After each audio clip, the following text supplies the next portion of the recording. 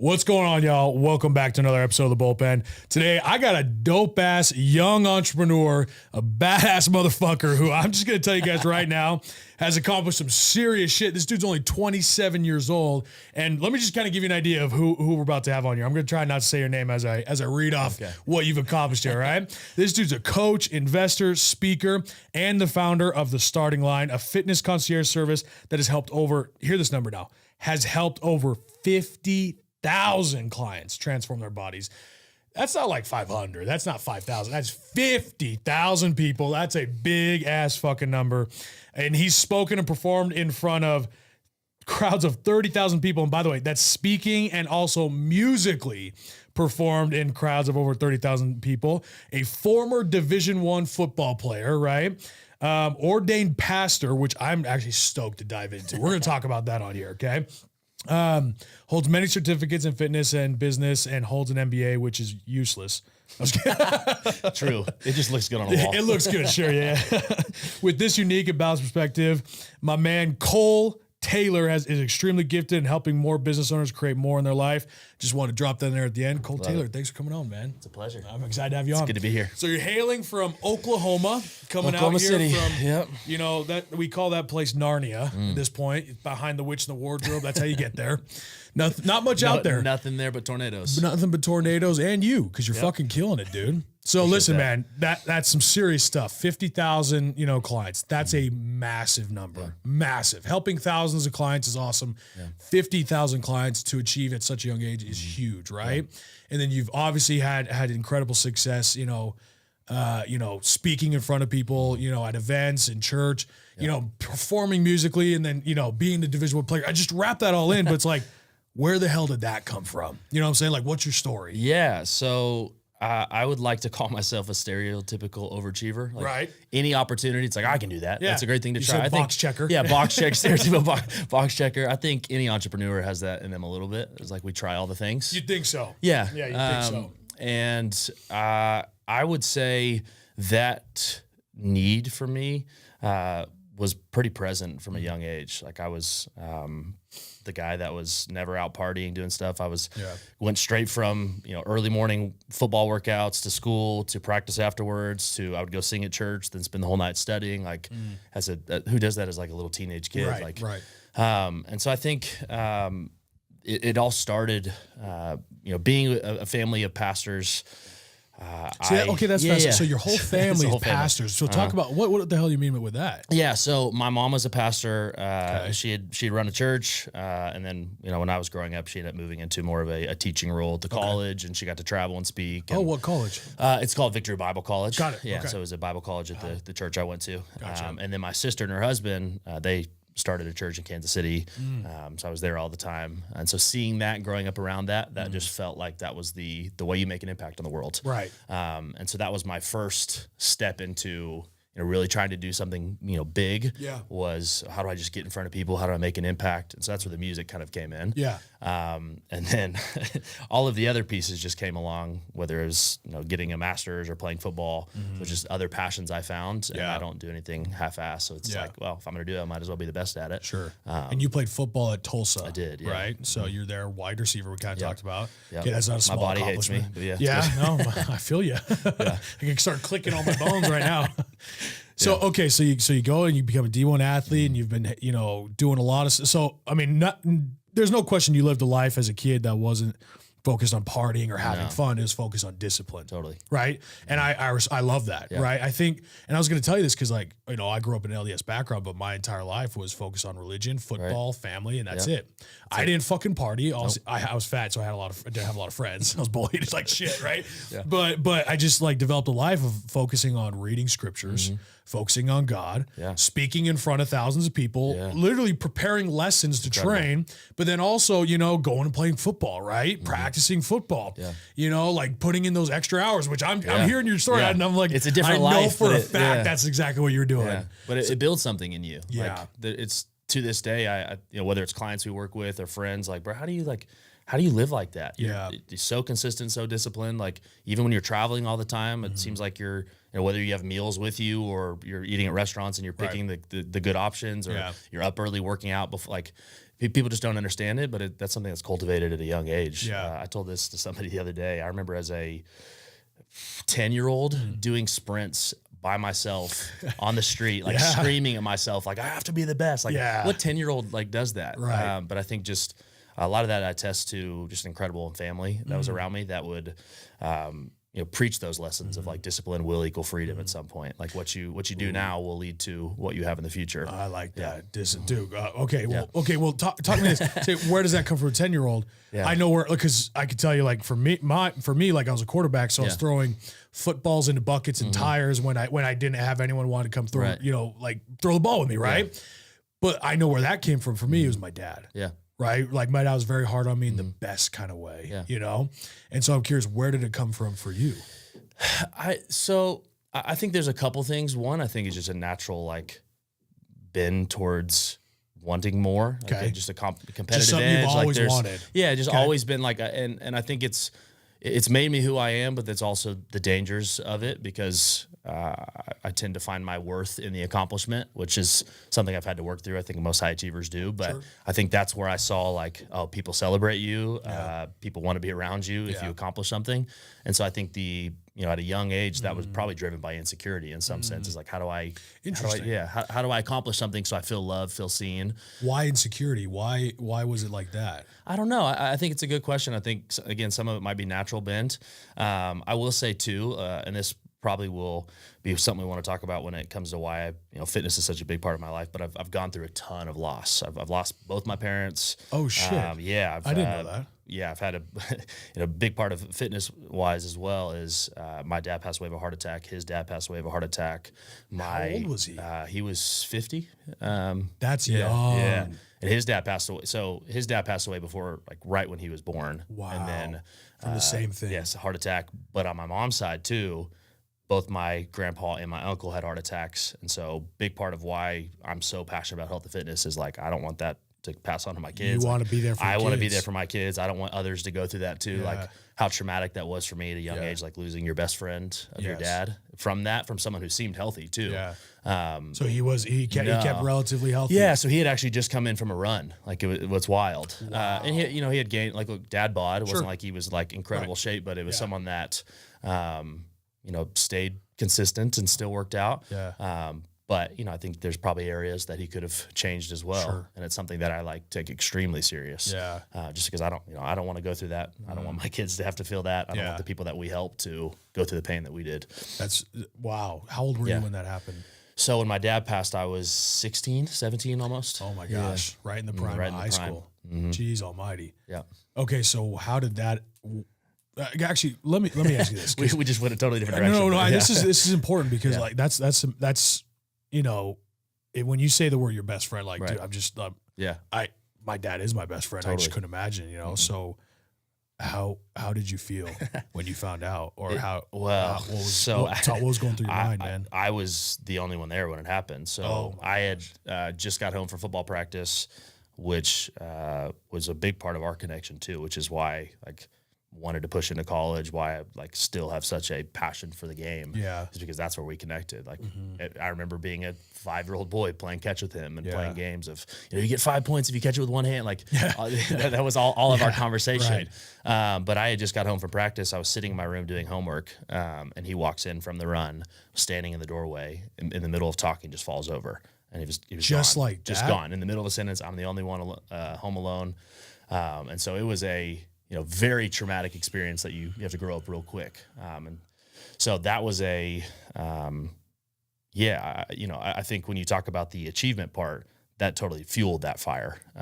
So I think I already had it in me, but over those next 4 years, I became a completely different person, 10X of from where I was. Cool. I had done some singing and school was good, but over that next 2 years, even finishing high school, I was a National Merit Scholar. I was an all-state football player. I was singing in front of thousands of people, not because I even, I loved those things, but there was some sort of internal drive. I have to prove something now. I have to live up to this. These were what he wanted for me.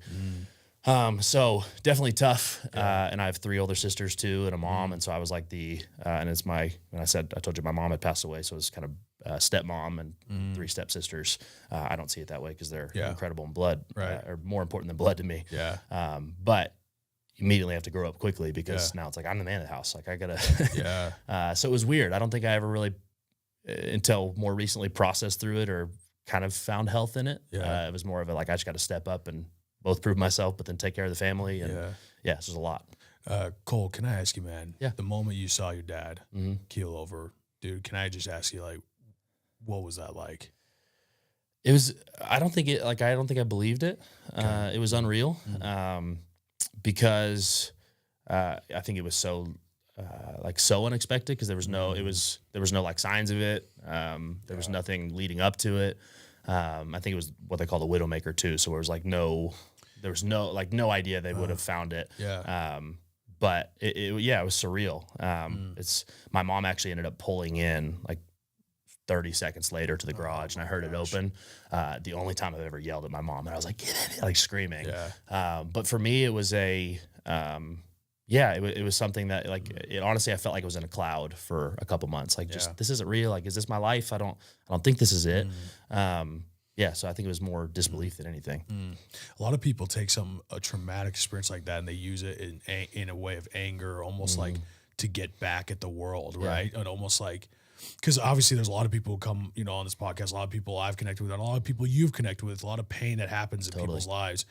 And there's always a decision afterward that people make. It's fascinating to hear how many people take a decision, or even in the past, take a decision of anger, frustration, especially when it's something so sudden, right? So totally, like unexpected. A lot, and this guy, I guess where this will come or go with this is anger with God.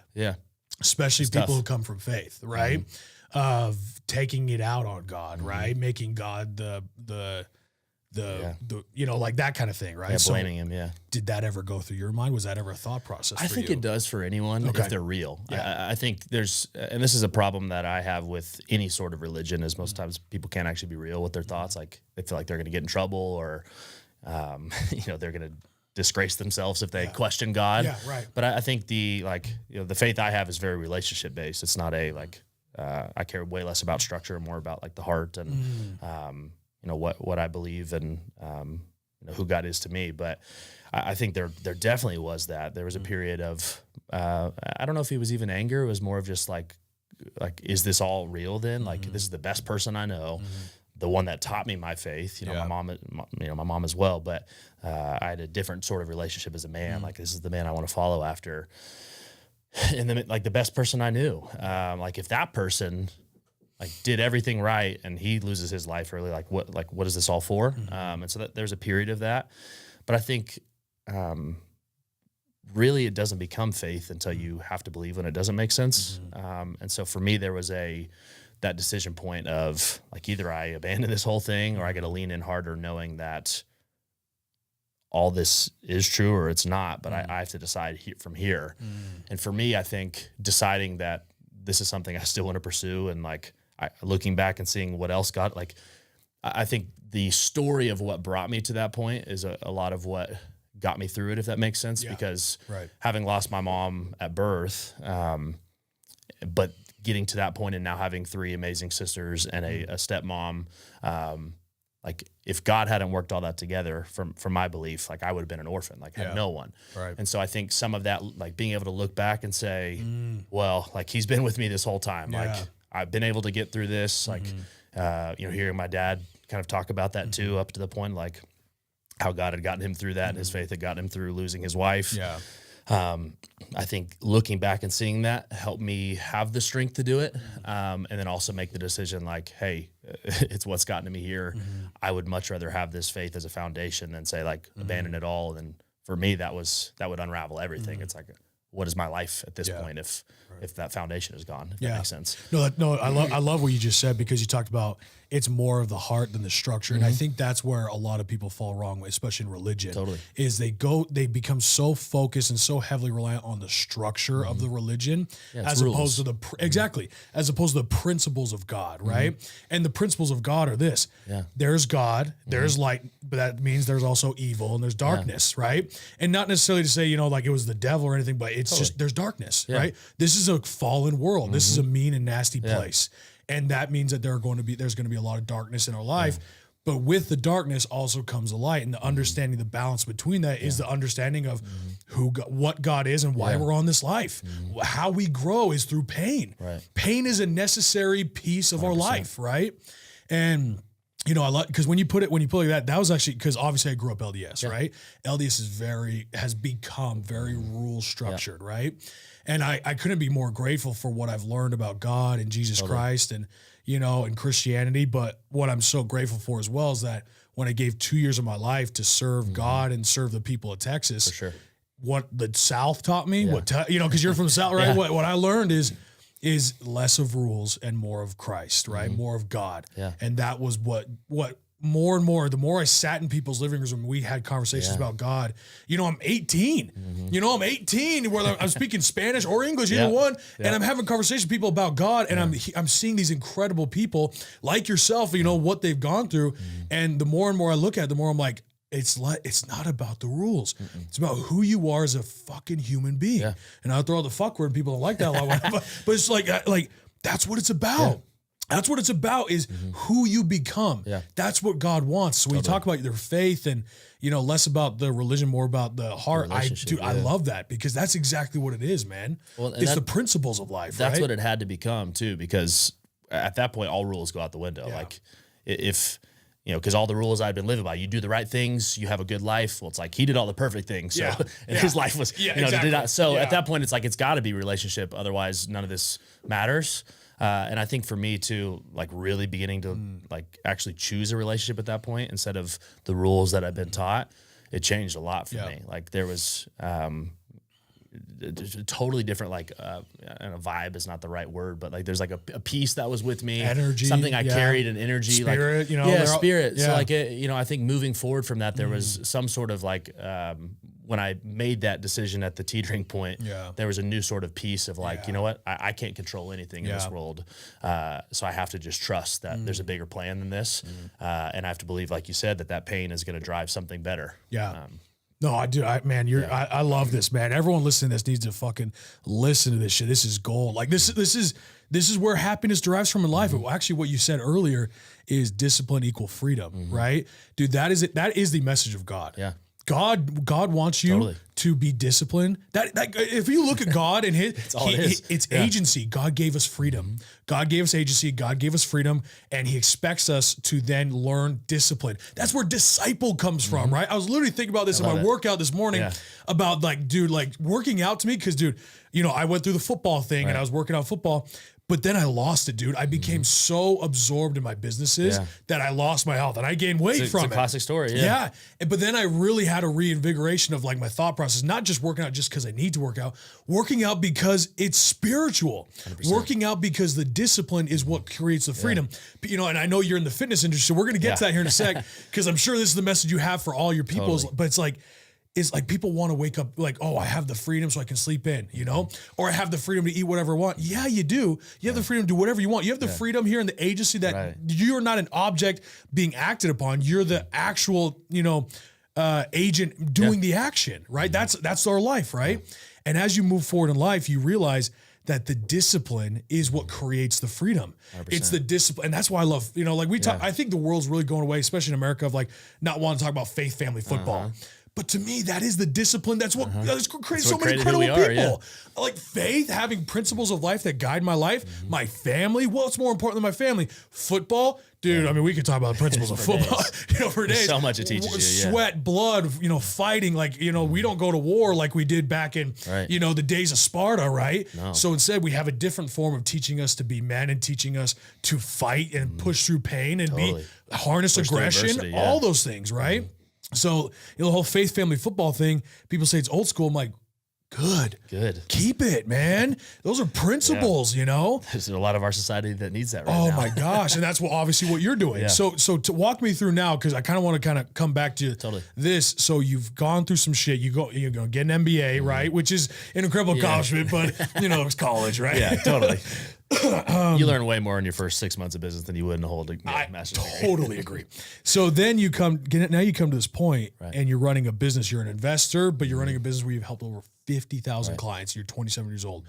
what happened there? Yeah. Like what made you transition to, from football, college to now running an incredibly successful business that, you have thousands of followers and obviously clients. Walk me through that. So basically after football, when I finished college, that's where I went into being a pastor. So worked at a couple churches for a few years. Okay. Got to, it was mostly music based. Did you go 6 years of college for your MBA? No. So I went 3.5 for my undergrad. I took 3 years and worked at a church, then went a year and a half. Okay. Got my master's. Got it. Kind of went back into that. Got it. Okay. Yeah. But so that in between working at the church was an incredible experience. I think it prepared me for a lot more leadership and more opportunity to get in front of people and inspire and cast vision, build teams. So it was another great training ground for me. But I also see coaching and pastoring is almost identical. Just they really are. Yeah. Like one is pushing people to become a certain person, but leading with your spirit. Yeah. Where what we do in fitness and then some of the business consulting I do is the exact same thing. It's like I'm pushing you to become something different, but we're just leading with the physical portion, but it's all the same. Yeah. Like, it's all the same conversation. Absolutely. So it prepared me a lot, and it's almost identical to the conversations I have today. But yeah, so then I moved from, even while I was at the church is when I really started getting into online coaching. And so me and my business partner, who has an incredible following too, and is a brilliant fitness. I would say I'm not the fitness guy. Like I'm the more business mind. Well, if I take a look at those really stretched sleeves, really got to get stretchy clothes. That's a really stretchy shirt. But if you saw him too, though, he's like Mr. Oklahoma and always the bodybuilding life and stuff. Yeah. And so heavy fitness. It's heavy fitness. And so I try to have more of a balance where it's fitness, business mindset, and he's kind of our fitness mind behind things. But getting together with a guy like that. And, while I was at the church is when I started, we kind of began to partner together. I started learning sales, learning how to coach people online, but then bringing that real leadership I brought from the church. Just things took off dramatically faster than I ever thought they would. Yeah. I would attest, you say that big number of 50,000, none of that would be possible without him. Sure. He's incredible. Right. I just feel like I've begun to add fuel to the fire and add a more well-rounded piece. Yeah, there's no way you could do 50,000 clients on your own. There's no doubt about that. You have to build a team. Amazing people. Right. Yeah. So what made you want to do this then? So why choose that business of all businesses? So because we could be honest, there's a lot of options. There's money in churches, and we could talk about that. Yeah. How I disagree with that, but there is money in churches. Right. Whether you take it the right way or the wrong way, where they just start cashing in serious checks. You could have honestly taken a route of Christianity or with the pastor route where you would have made a good living, right? As a pastor, help people come to the faith. And just that's good, right? Or you could have built a mega church. Yeah. I don't know that at that point in my life I wanted to start a church. Yeah. It's something I thought about, but it was never something that was really pulling me. Well, I guess before I let you on, what are your thoughts on mega churches then? So all the churches I've worked at are mega churches. Okay. So talk me through this then. I think there's pros and cons to both sides. Because I technically the LDS church would be considered a mega church. $140 billion in cash. And the church I go to not now, sure about that one. the church I go to now and get to sing at whenever I want is a mega church too, and has locations all across the country. Okay. So the business of church. Yeah. So it's fascinating. It is fascinating. Yeah. So I think it's beautiful in the sense of there's more money, more eyeballs, more opportunity to reach more people. Yeah. Just like social media, there's a total amazing opportunity to get in front of people and make an impact, but there's also negatives because more people equals more problems because usually, we're shitty people. We are. It's something fueled by a large amount of people. Yes. And so there's going to be negatives to it. And when you add that much corporate structure to the church, it sometimes can separate the real mission with the business side, and it becomes hard to put those together. And you really can't spread a message that you believe in nowadays without money, without structure. Yeah. Building teams, you can't do it for free. You got to pay for plane tickets. You got to pay for someone to keep a nice church so it's not filthy, when people come in. You have to pay salaries, right? So there's definitely a business behind it, which is fascinating because it's, the whole religious side too.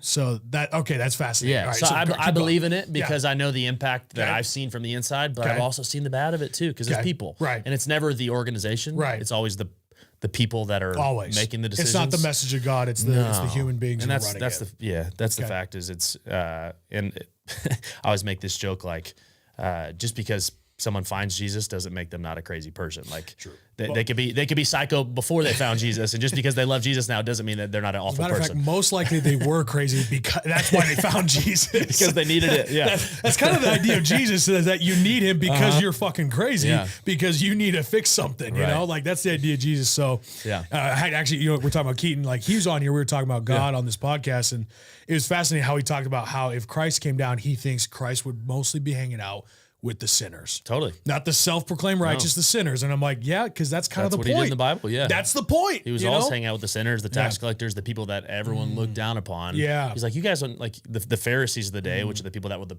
perfect, we follow the rules, we're stuck up. Yeah. He didn't want anything to do with them. He wanted the people that actually needed him.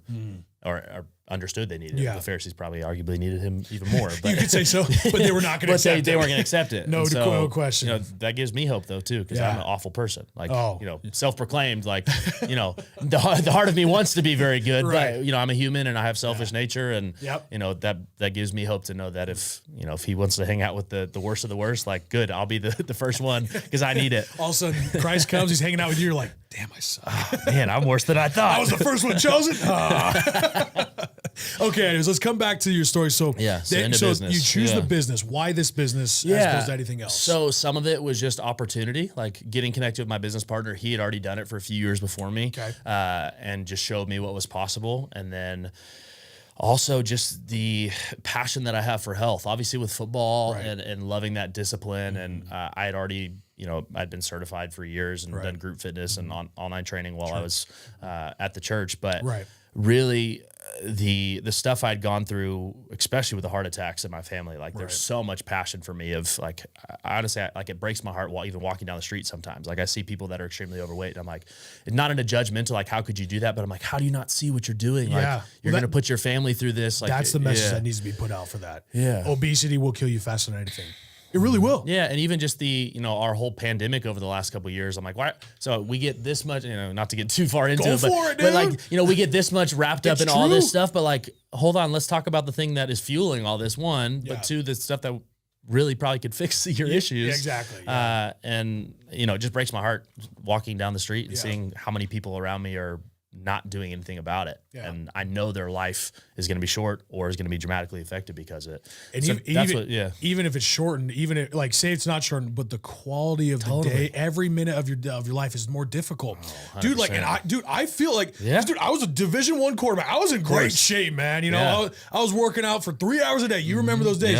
And I start my business and I kept working out, but I'm so, like, I got so mad at myself because I let my business take over me. 100%. And I gained weight and I hated life, dude. Even bending over to tie my shoes was slightly more difficult because I'm bending over and I got my belly or whatever. I'm like, fuck this shit. Like my quality of life is going down. And I'm like, I'm pissed.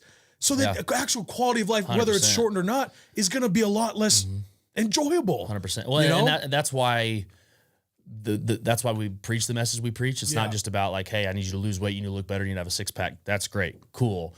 Most of our clients are business owners, and we're preaching like, hey, how much better would you perform if you could actually, one, feel confident, but two, the energy, mental clarity. The difference of how you feel on a day-to-day basis from when you were, where you were to where you are now. Like it's dramatically different. I know this too, because when I stopped playing football, I gained like 60 pounds. Like I was, like I look like a totally different person. I feel so much better now. It's not you. Like you go from working out, eating whatever you want, shoving your face. Like we had some weird experiences where I had to actually make weight and go continue to eat. And you ruin your relationship with food. We're probably eating 6,000 calories a day, whatever the fuck you wanted. But then when you I was so done with working out at that point. And so I gained a ton of weight too. But for me, when I started my business, there was a short period too where it was a fitness business and I'm filming workouts and I didn't even do the workout. I just went back in like, all right, I got to get work done. I don't have time to do this. Right. Yeah. But there was a point where I reached too. I'm like, I'm exhausted all the time. Yes. And so that's the message we preach, because a lot of our business owners that come to us, they're like, hey, I don't have time for this. I'm like, you don't have time to not do this. Yeah. Like, amen. Yes, exactly. And this is something we say all the time. Like if you don't make time for it now, like you'll be forced to at some point. Like you can make time for your health now, or at some point you have to make time for the illness that's going to cause you to. Yes. Wouldn't you rather choose this now and perform better the whole time? Well, like I was this dude. Everything you're saying, I'm glad you're saying, because this has been I've been on this thought process for a while now, and I thought about this. I'm like, if I were out hanging out with my friends or whatever we're doing, right? Or if I was out working all day and I go, oh man, I haven't eaten today. Yeah. Right? I go, I haven't eaten today. You know what everyone in the room would do? Or everyone would be like, oh shit, let's get some food. Yeah. You know, like, okay, we'll order some food. You're like, Right. that's a priority, Totally. right? Like, okay, we gotta make sure you eat, right? Yeah. That's a priority of life, right? Or could you imagine going days without sleep? Like, no, it's not a question like, dude, I haven't slept. Dude, go home and take a nap, bro. Like, that's gotta be priority. Yeah. And I was just thinking about this, like, why is my health not as much of a priority as that? Like if I were to be around my friends and all say like, oh, dude, I haven't worked out today. Shouldn't the message be the exact same? Dude, go. Like, okay, let's do a stop workout this right meeting, now. let's go work out. Hey, Do all right. push-ups. Yeah, we're going to do 100 push-ups, 100 sit-ups, 100 squats, just quick, you know, get your heart rate up. You know, it's like, shouldn't that be the same priority? Because it is that high of a priority. It is. It's the exact same of eating food, eating the right food, and exercising. It's more than just like you're saying, the abs and everything. Dude, it's spiritual. It is. It's the discipline. it's the cleansing of the mind. It's the discipline of being healthy. It You makes know? you a different person. Yes. It literally does. Yeah. So why is that not a priority? And I'm going through that process because I'm like, my business became more of a priority than my own health. Well, the deal is, and it gets back to what I believe is the definition of discipline. Discipline is choosing what I want most over what I want now. And that's what people don't see when it's sacrificing their fitness for their business. Is that's really just a lack of discipline. Like what they want now is to grow their business, to make more money, but what they really want is a sustainable life and that freedom. They want the money too, but they don't realize that the money won't matter if they die early or if they, they crash and burn or what. Like, so that discipline, allowing yourself to actually choose what I want most is all of these things, not just the business without all the other stuff. Yeah. But nobody wants to have the discipline to actually do that. Well, as a business owner, I perform a million, and I'm not even exaggerating. I perform so much better when my health is priority. When I've exercised, when I'm eating good, my mind is more clear. The decisions I make are way better. And it's just like, I just look at decisions then versus now. And like, were my decisions bad? No, like my business is doing, tens of millions of dollars a year in sales, right? I'm not doing bad, but I know for a fact I'm doing better when I'm healthier. My mind is more clear. My decisions more clear. My anxiety is not as, as your high. People around you probably like you a lot better. They like me a lot better. I'm more confident. There's a better energy about me. So if I sit down with clients, my energy's better. Just all the things combined. I'm like, and it's funny because I was reading this thing about Jeff Bezos, and it was Jeff Bezos saying how one of his business decisions is to exercise every day. And anyone seen Jeff Bezos today? Go look at that dude. He's looking good. Great. Yeah. He's looking great. And he made that a priority. He said that's when Amazon became bigger than ever because one of my business decisions was to clear my own mind, to clear my own anxieties, to get my body right because he knew how that would affect his business to grow. I love that. And look at how much bigger Amazon got. Well, and I love that it's a business decision. It is a business decision. You're going to be you're going to perform better. You're not gonna make decisions so much out of anxiety as a place of abundance and strength and discipline. You're gonna perform a lot better as an entrepreneur. Yeah. And this is something we preach a lot too, is as an entrepreneur, your business is a reflection of you. Amen. If you're not healthy, if you're not growing, if you don't have energy, how are you ever supposed to have a business that you is going to be healthy and growing if you're not healthy and growing? Like, it doesn't make any sense. No. How am I supposed to show up and lead a team of people when I'm exhausted? I have no mental clarity. I'm gaining weight. Like, that's the projection that I'm giving to everyone around me. But if I can be healthy and growing, everything changes. Amen. Yeah. So, okay. So the starting line. Okay. So what is the starting line? Right. Obviously that's the business. We're kind of talking about it, but what is the goal of the starting line? What is the business? Yes. So we work By the way, sorry, I just whistled in everybody's ear. Listen to this. That was cute. So the starting line is what we like to call more of a fitness concierge service. There's coaching to it too. Okay. But what makes us very unique is the concierge that we provide. Most of our clients are either business owners or extremely busy professionals, executives, high-level employees that their schedules are crazy. Which is a great market. Yeah, if they're traveling, or just their schedule is nuts, it's inconsistent. most of those people can't stick to a traditional fitness coach. One, it's location wise. Like if you're going to an in-person trainer, you just can't so that's the beauty of online. But two, a lot of our clients have worked with other online trainers, but like, how am I supposed to stick with my diet when I'm at this event and they cater the food for me, or I'm in meetings? Like, I'm already loving this. I'm feeling, So what we did is, and this is actually a newer development, like the starting line wasn't always the concierge portion too. It was, we get people in shape online, but we've really seen a need from our clients in that community, because that's the world I live into, and the more consulting stuff we do, is they just can't stick to the things that we would prescribe a normal client that has a routine. And so our aim was to solve that problem for them and do the heavy lifting for them, if you want to use that pun. But where we order their food and supplements for them and send it to their house, or if they're traveling, we can send it ahead of time. We'll book gym passes for them on the road, adjust their program depending on what's around them. Even order Uber Eats to their conference room if they don't have access to food. They can send us screenshots of like the buffet at the event, and we'll make adjustment. Like whatever we have to do, like we are fixing your problem for you. You have no excuse. That's you don't have to seriously, like that's dope. We're the fitness administrative assistant or executive assistant for them, to where they literally don't think about it. Like all they do is show up, open my app, I do the workout, and then the food shows up in front of me, and I don't have to think about it. Dude. Yeah.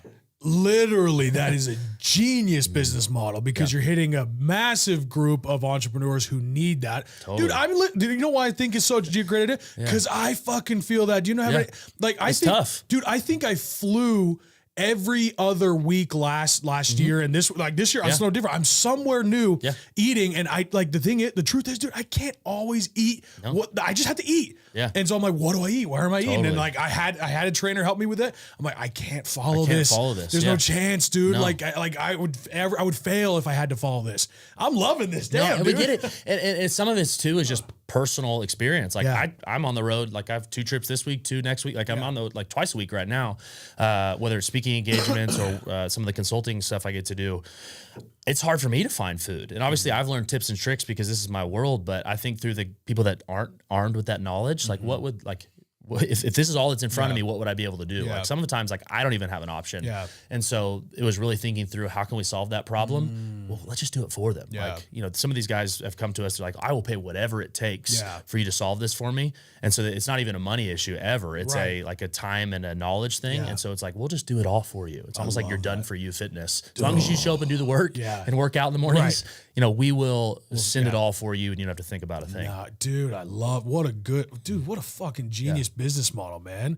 That is like, oh, dude, I'm getting chills. Like, I love this shit. Just solving a problem. Like it's a big need, and we filled it. Massive problem. Wow, dude, I'm just like trying to think. Now, what are your thoughts? Do you guys implement stuff like factor meals or like those kind of meals, or what are your thoughts on that kind of thing? Yeah, so honestly, we care the most about long-term sustainability. Like it's progress over perfection is a thing we preach a lot. And so even if it's not the ideal situation, you cook your meals and you pick the most high quality organic chicken breast and it's cut off the fats on the chicken. But the deal is it's never going to happen. And so we give whatever opportunities. Like we partner with meal prep companies that we can send it ahead to them, or if we need to order from restaurants, like I care more about them just getting good quality food. But yeah, we a lot of it is meal prep partners that we can send.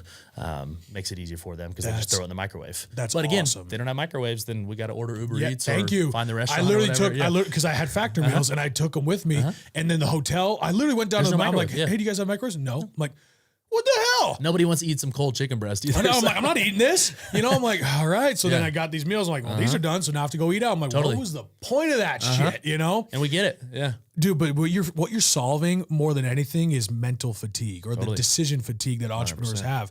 Like, I mean, again, that's why we dress in all black all the time. Dude, yeah, thank you. that's literally, my wife gets on me. She's like, you're just wearing the same shirts and same, I'm like, yeah, because I literally am feeling every day, these decisions actually are tiring. Yeah. Like to choose my shoes, to choose a new outfit every day, that's why I'm getting lazy. I'm wearing hats all of a sudden, dude. Because the mental fatigue. My hair. Yeah. I'm like doing my hair, like these small things. And I was talking, like, Ed Milet is. Yeah.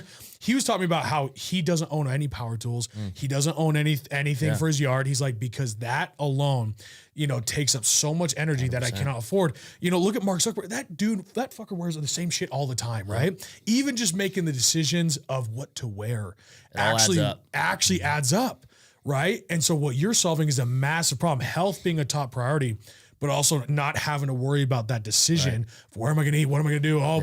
That actually creates a lot of energy and wasted energy just to try to figure that out.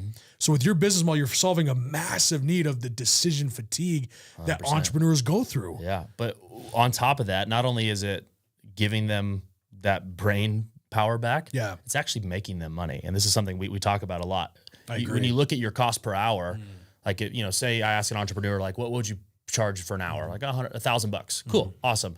How many hours would it take you to go grocery shopping, to cook the food, to clean up the mess, to package it, to bring it with you, to reheat it? Do the dishes. Yeah, seriously. Like how many hours would that take you to do? Like some of these guys like, why would I spend $300 a week on meal prep? Like, well, how many hours would that take you? Probably 6 or 7. So $7,000 what you tell me that's worth. Right. But you won't spend $300 for that. Like, so you're willing to sacrifice that $6,700 a week? Like totally different mental frame. It's like, that's why I don't ever clean my house anymore. Like hire a maid to come do it. Like the more that I can get off my plate, and the same for these entrepreneurs, is like, why would I do those little things? Right. Not only for the decision fatigue, but also like, I need my time back so I can get bigger things done. Amen. Dude, I'm loving this, man. Okay, so what's the goal? What's the envision that you guys are striving for here with this? Yeah, so for me, it's always been about impact. So that's the game in the church. Like, that's why I wanted to be a pastor, was like, how can I help the most people? And my first couple years in coaching, it was very heavy one-on-one for me. That's not sustainable. No, it's not. Or like, scalable. It's not scalable at all. And so I found very quickly, I'm like, I'm making a very deep impact here, which is cool. But the vision I have for this is very broad. Like I want to impact thousands and thousands of people. Obviously 50,000 is a big number, but our real goal there's metrics we want to hit. Obviously, it has nothing to do with finances. It's 100% like, what's the most people we can impact. And so, we're moving towards, we want to have conferences. We want to have big, almost like masterminds that are centered around fitness. Like, let's just get the highest level people in the room. They come together, they can network just like they do at all these other events, but let's make it more health and fitness related. And so, we just want a community of the best people that we can help change their lives. And probably the most important thing. Yes. But nobody wants to talk about it. Like, I'll get together and we'll do, real estate deals all day. Cool. Yeah, right. But how come we're not talking about our health? Like, that should be the first thing we talk about when we get in these rooms. And so for us, it's just building a big community of impact, and how can we help the most people possible? That's the envision. I'm not looking for a big exit from this. Like, it's something that, is going to continue to obviously cash flow, and we've got an amazing team, but it's more of just like, how do we continue to get in front of the most people possible? Right. Damn, dude, I'm loving this. Yeah, it's fun. This is great. It's such a blast. Like, more like, and honestly, like, there's a period where, and even now, like, my one-on-one coaching will make me way more money than this like community could, until it reaches a certain scale, like that'll probably flip. But like, I don't even care. Like, it's the impact of like seeing how many people's lives are touched is way more fulfilling than any money could ever be. I love that. That's awesome, dude. Yeah. Well, let me ask you this. We've spit some fire on this podcast. We talked anything from religion to discipline to health, right? We talked, your story's incredible, dude. Like, I'm listening to this. I'm becoming your biggest fan. I'm rooting for you guys. I'm loving this shit. I appreciate it. This is good stuff, man. But listen, if there's one thing you want to leave our audience with, what would it be? One message. I think the biggest message would be, the life that you live is the life that you decide. This is the biggest freedom has come for me is realizing, like, I have full control of my life. The decisions I make, the habits and routines that I have, they produce my future. It's not the parents that I had. It's not the religion that I came in. It's not the loss that I face. It's not the race that I am. Like, none of that determines. Because you could say, like, losing all of my loved ones is something that would not set you up for success. And I'm sure there's people that have way worse stories, sure. But until you realize, like, your future is decided by you, you're going to decide a terrible future. Like, not deciding is deciding. So for me, it's just like, I want to encourage people that your life will be what you decide. Your habits, your routines, your decisions, that will determine your future. So take that ownership and say that I want a future that I deserve. I want a future that my kids will be impacted by, that the world will be impacted by, not the future that I feel like I have been given. Love it, man. Giving me goosebumps on this episode, bro. It's an honor to be here. Oh, dude, I'm grateful you took the time to come out here, bro. Yeah. If people want to get a hold of you, if people are, because a lot of entrepreneurs listen to this podcast, right? Yeah. If people are interested in getting a hold of you, getting in on the business, all that stuff, where do they go? So 2 things. If you want to connect with me personally, Instagram's typically the best. Cole spot. Taylor, right? Yeah, Cole David Taylor. Cole so first, David middle, Taylor. last name. Okay. I'm not cool enough to have my first and last name. But yeah, Cole David Taylor. And then if they want to check out our business stuff, honestly, I said impact was the biggest goal. So I'm happy to just give like free trials to people. That's something we've been doing lately is like, why don't you just try it out? If you like it, cool. We can continue to help you. So something they could do, this we've been giving out lately is tsltrial.com. So the starting line, so TSL trial. If they just want to try out our services and see if it's something they want, like literally, I'm like no card, no nothing. They can literally try it out and see if they like it. That could be something they could check out. That's or awesome. if they can just reach out to me on Instagram too. Cool. Seriously, the goal is just impact. So more people we can help. And what's cool too, that the trial too, like people that don't decide to move forward, they get a free program and they get to keep it. It's all customized. Like that's awesome. We do crazy blood, gut health, DNA testing for people too. That they, it's all included with that. So talk about gut health and blood work. Oh my gosh, it's huge now. Yeah, so important, dude. I'm loving this. I love it. Everyone, go follow this dude right now. Obviously, we just had a ton of fire spit on this. Fun. Obviously, you got some good stuff going, dude. Like that's a massive business you guys are building. I'm excited about you guys. We'll link all this in the bio, and man, appreciate you coming on. Pleasure. Thank you. Appreciate it, bro.